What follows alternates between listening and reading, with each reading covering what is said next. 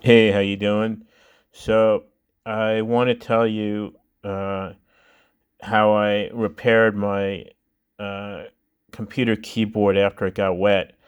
I had some seltzer water that I opened a bottle of it, and it had been in my garage, and there was some workmen in there, and it seemed like someone had shook it or something, and it just sprayed all over the place, and I got a lot of water on my keyboard, a lot.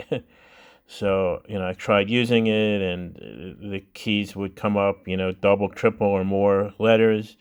When they come up multiple letters, it's usually the letter and the letter next to it on the keyboard. So, I started to panic. I thought, oh no. So, what I did is first I wiped off the keyboard, just with some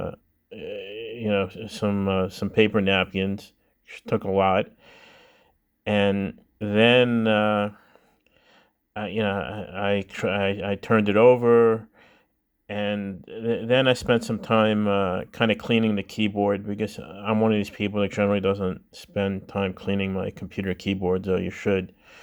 So after I did that, kind of looked a lot nicer, and luckily the weather was fairly warm that day, so I brought it out on my balcony, and I turned it over, and I left it there. It was kind of like on the top of like an empty planter pot, so so get plenty of air underneath it. Left it there for a little while. Brought it in. I noticed that a couple more keys were working normally, but there was still a lot that was bad. Um, and then what I did is I have um, like a hand vacuum cleaner, and it's pretty strong. So I, I use that, on the keys, to try to suck up, moisture. And that helped a little bit more. Some more keys came back. And so then, I don't know, after doing this for, I don't know, maybe an hour, I had everything working except for two keys. I think it was whenever you'd press I, it would go IO, and when you press K, it would go KL. It's possible there are other keys on the keyboard, besides letters that weren't working. But so I kept trying to, clean it and work with those, and nothing was happening. I was getting, a little worried.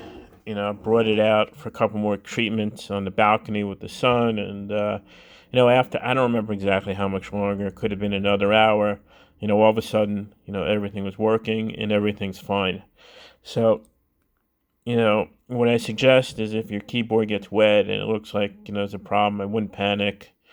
Um, and I would just use it as an opportunity to clean up your keyboard, and hopefully if you do what I was saying, hopefully it'll get better.